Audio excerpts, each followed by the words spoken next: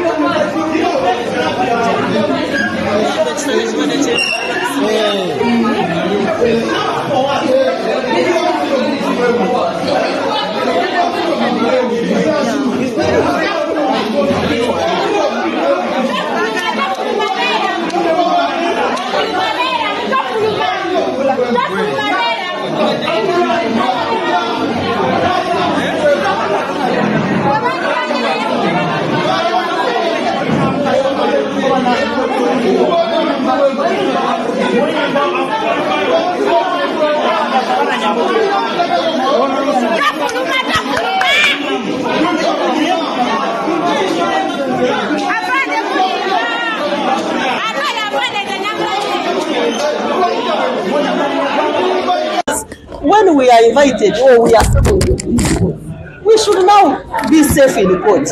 What do they come or what do they deploy to do in court? Why? Even last appearance, you saw what happened. While we were going away from court, our people were taken, they were beaten. Just taking people to beat them and then you throw them out of the van. They were beaten the whole day until late in the evening when they were thrown on the road. They are now hospitalized, they are in pain. So which kind of country is this? Where should we go? Where should we run to? If we cannot even sit in court where we have been summoned to come. And they come, invade it, they take it over and they start beating us. Why? That's enough.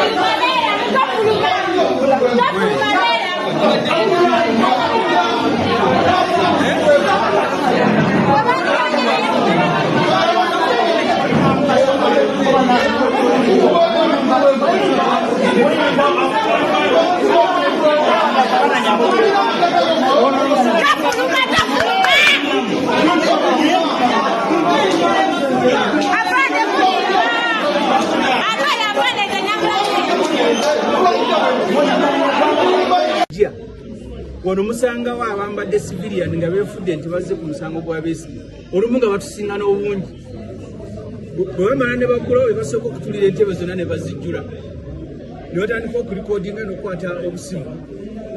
Kaakati last time bano abapoliisi abali wano wala abambadde uniform mu masaati meereere just bali mu byambalo naye emitwe tegiriiko. Last time nali nfulumaano nga bafuza emmotoka, kali imagine nfuluma kooti nga bafuza emmotoka era ekyaddirira kwali kujja kukidnappinga two of our leaders. Kati olwaleero omu bamukubye kati abamutte naye nga bamukuba tusobola na kuba identifying. Tubabuuza mumweze ku musango ki because eno mati ezekuulirwa ya Dr. Kizza Besigye abasingamu obungi bajjaali. So kati eno efuuse nayo military court naye bakyusiza bukyusa uniform ne bambala engoye eza bulijjo. Omu omusajja ogunene afulumya akubye abantu afulumya aganti mulinde ekinaabatuukako ndowooza kati anoonyeddwa okutandika kukidnappinga abantu. Unfortunately abapoliisi abali mu uniform wano mulaba bulabi uniform naye tebaliiwo nabo jati yebafuga.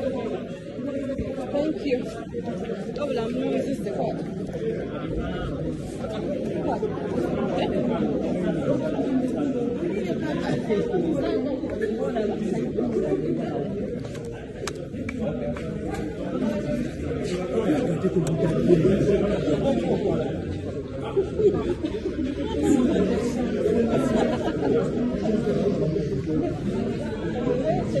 okukkiriza bano abantu okutugoba buli wamu ne batugobanga ne mu kooti kubanga tugenda kutuuka ku kooti